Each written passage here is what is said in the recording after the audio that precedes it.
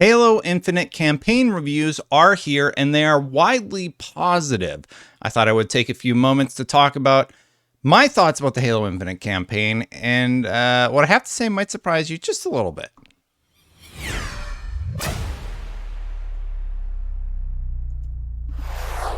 So thank you so much for watching.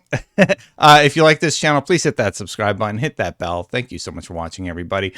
Real quick, I am going to be talking about Halo Infinite. I am not going to be going into spoilers or anything, but yeah, just basically I'm going to talk about my thoughts. So the thing that might surprise you is, yeah, I mostly agree with Ryan's review, but there's a few things that he doesn't call out that I actually would have mentioned in mine. There's a point about in the middle of the game where Halo Infinite does a thing that I actually don't really like.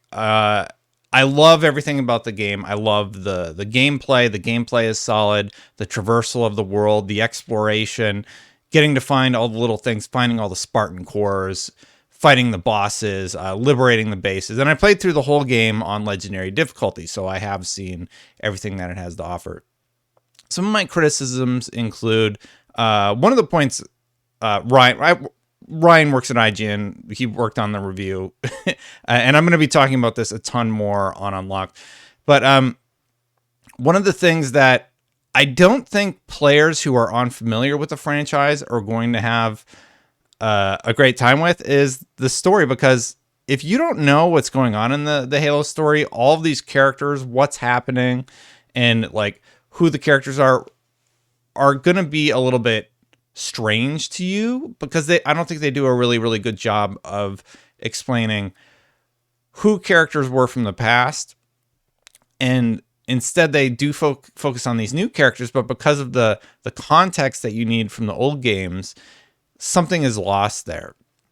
And I personally would have liked to see, I don't know, I would have liked to see more exploration. I think the game could have been longer, honestly, and they could have went into that a little bit better. They do a good job with some flashbacks and such, but it's just not quite where I had hoped it would be. But I don't think it matters in the long run for me as a player, because the gameplay is that good. I think people are going to be so lost in how good the gameplay is that they might forgive the story, but it should be a mark against it. And I think Ryan actually marks against it in his review. Really fun gameplay, but the problem is, if you're new to the series and it's supposed to be a spiritual reboot, you're supposed to be entering this world and sort of being invited to it. And the way that it's presented, they just don't do a good job of setting things up for people who haven't played the franchise before. One of my other issues, I love the open world. I love exploring the open world, liberating the fobs, finding all the different things in the game. The grapple shot is amazing in open world. You do use it to get out of combat scenarios. You use it to pick stuff up. Apparently there's like a fatality move you can do that I didn't realize you could do, which looks awesome. I'm gonna have to try that when it comes out. All I think about is getting back in and playing through again on Legendary, because I can't wait for the challenge. I think the challenge is just right. But one of the things I don't like is in the middle of the game, it does this thing where it's like, okay, we got to go to 3 different spires all on opposite ends of the map, and we're going to have to liberate them, and then the map will open up. And they do that twice in the game. I think that, to me, that is a way to pad a game where it just feels like artificially padding. There's no fast travel to do that. Like on Legendary, I just mainlined it basically because I wanted to get through the main campaign, and then I did the side stuff after completing it. And the side stuff is really fun. That's part of the reason I can't wait to go back and play. Some of the achievements, though, like beat it in under 8 hours is an achievement, encourage you to play through quickly. So when they have this sort of artificial padding where it's like, fly to the 3 different corners and liberate the spires, or whatever you want to call them,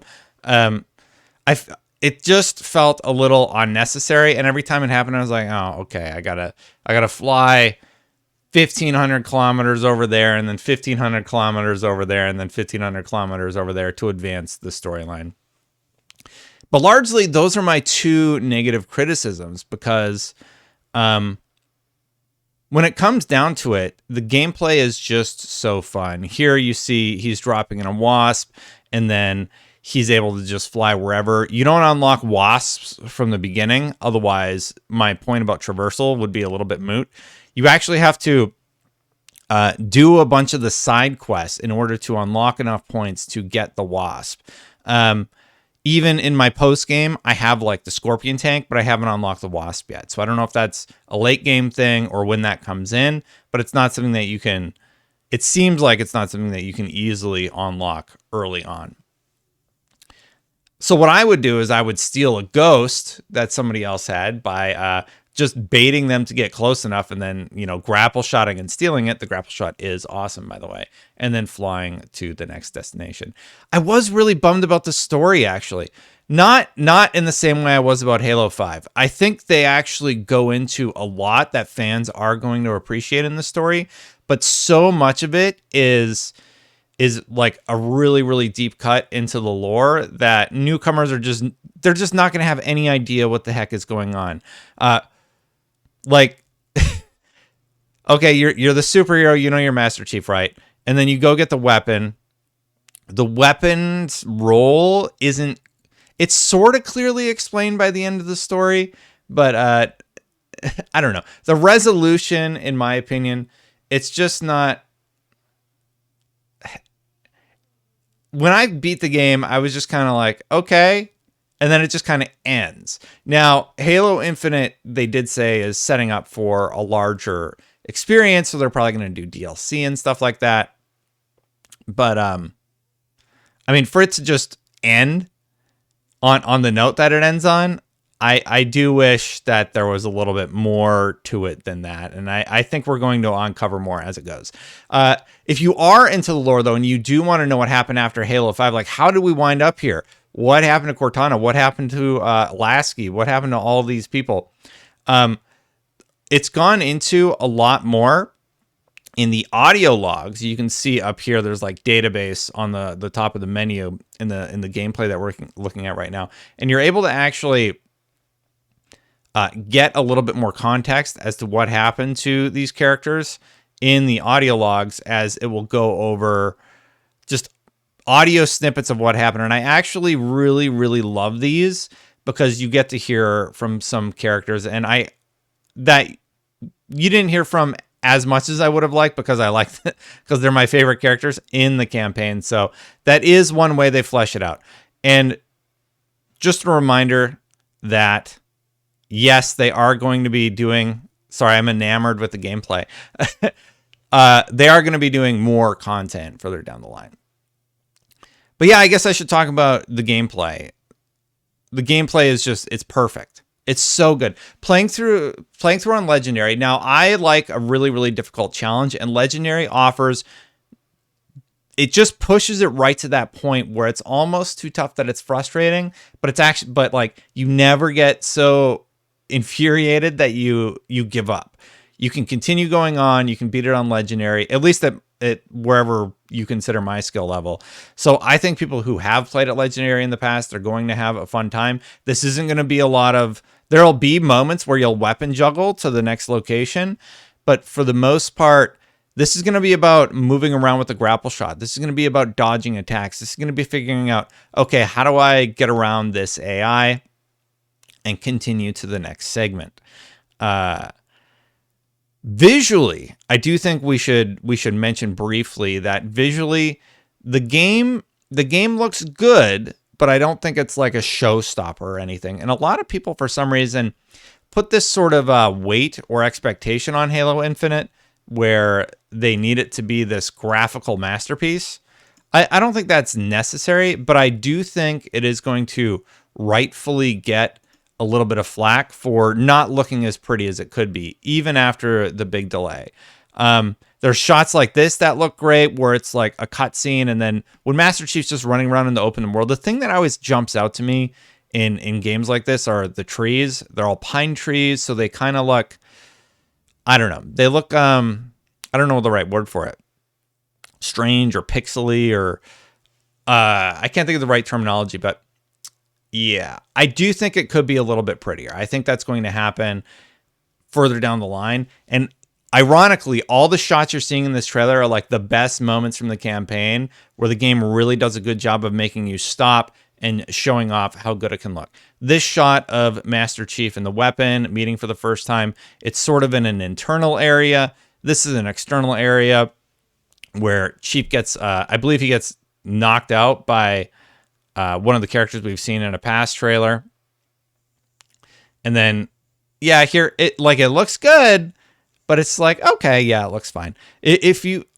The reason I bring that up is because I remember the first time I played Halo 4. Halo 4 was an Xbox 360 game. It was near the end of the console life cycle. And when I played that, I was like, wow, I can't believe what they were able to do graphically. And then when they redid it with I believe it was with the Master Chief Collection, it went a step further and also looked great. Still blowing you away years later. I think Master Chief Collection does a smart job with sacrificing the graphics to ensure that it has stable gameplay. So I do appreciate that, but I do think people are going to be like, yeah, it doesn't look as pretty as it could be. However, I do think at the end of the day also that the gameplay will end up forgiving that anyway. So overall, I really love Halo Infinite. I do think that, well, I can't wait to get back and play it more. And I apologize for how like fractured I am with this. I really did this off the cuff. I'm doing it, yeah, I just did it off the cuff, and I just had a few thoughts that I wanted to share with you. We're going to be covering it a ton more on Podcast Unlocked, talking about all the different opinions that we all have. So be sure to check that out over at youtube.com/IGN Games when Unlocked posts, and of course on IGN.com. And yeah, I just thought I'd throw out a few of my thoughts and ideas for today's video.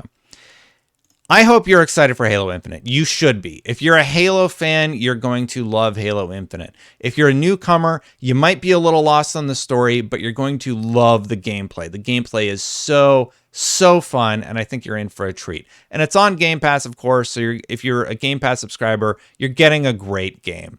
I think I would have scored it like 1 point lower than Ryan would have, but at the end of the day, that doesn't really matter. You've probably seen all the reviews by this point. You know it's a good game, and I can't wait to get back in and play some more.